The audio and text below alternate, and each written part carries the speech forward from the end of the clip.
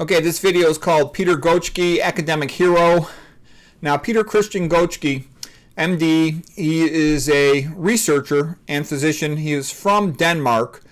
He's one of the former founders of the Cochrane collaboration. This guy's like a celebrity researcher. He's a brilliant guy, and he became so famous for his research. He's pretty, world known.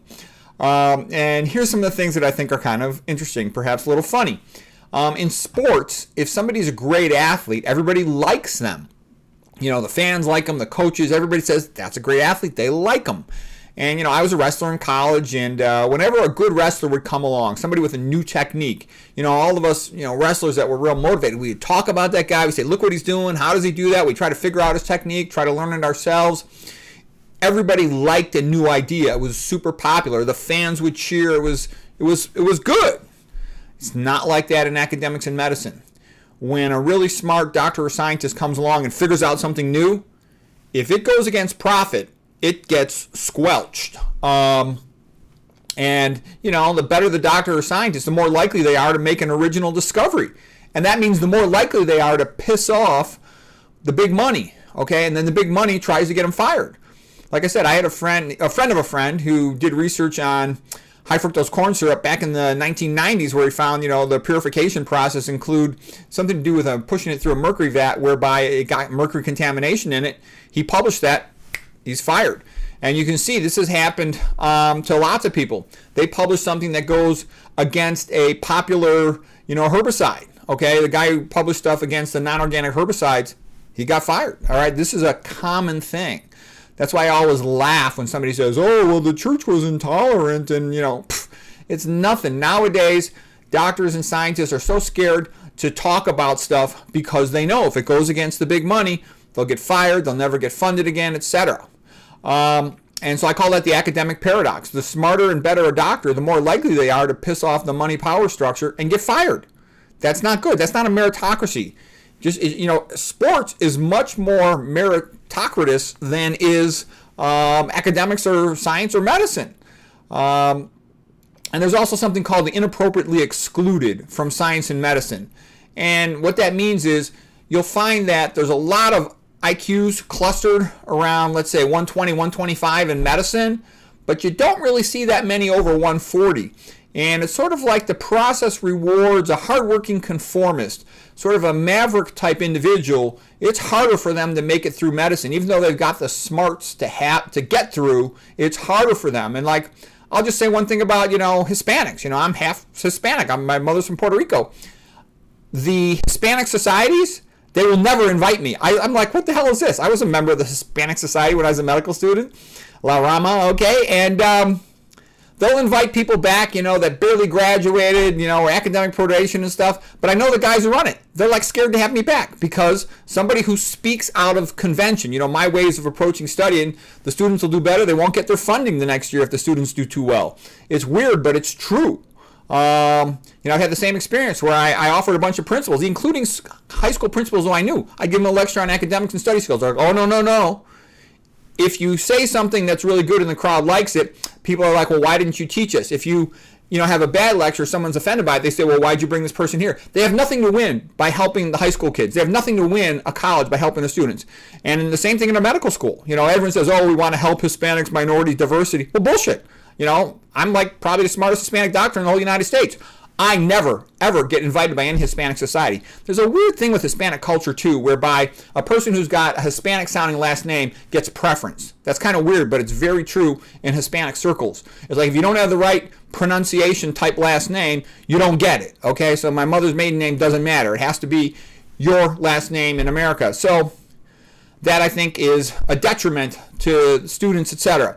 And anyways, I also know, too, like I said, with my internal medicine friends, they get a scared look in their eye if I say, I could give you guys a lecture on this. They're like, no. They want to hear it for themselves because they want to learn, but they don't want that being, talked about openly in one of their conferences.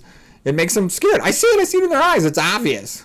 Okay, anyways, the emphasis is on money and control, not on empowerment of students or patients. It's not on academic excellence. It's not like a sport. We want to win. We're all together and this is a team. No, anyways, it is what it is. Okay, getting back to Gotzsche. Sorry about that side tangent there. Gotzsche, He got kicked out. He founded the Cochrane collaboration to review medical literature and research, and he got kicked out. Multiple others resigned in protest after he got kicked out. He got kicked out because he was recommending to not do mammography, which is a profitable thing. According to his research, he says mammography is a waste of time. He says mammography does more harm than benefit. He says it leads to unnecessary mastectomies in as many as 20%. He said that he doesn't recommend any mammography screening at all. He says it causes unnecessary anxiety in women. He feels that mammography he feels it has zero change in breast cancer mortality. In 2012, he wrote a book about mammography, called it Mammography Screening, Truth, Lies, and Controversy. He says that almost all true breast cancer is at least micrometastatic, spread at the time of its diagnosis. He says breast cancer is probably typically there about 15 years before it's diagnosed. He says that screening leads to increased diagnosis of very low-grade, mild breast cancers that tend to often be overtreated. He feels that carcinoma in situ, CIS, so to speak, it's called carcinoma in situ.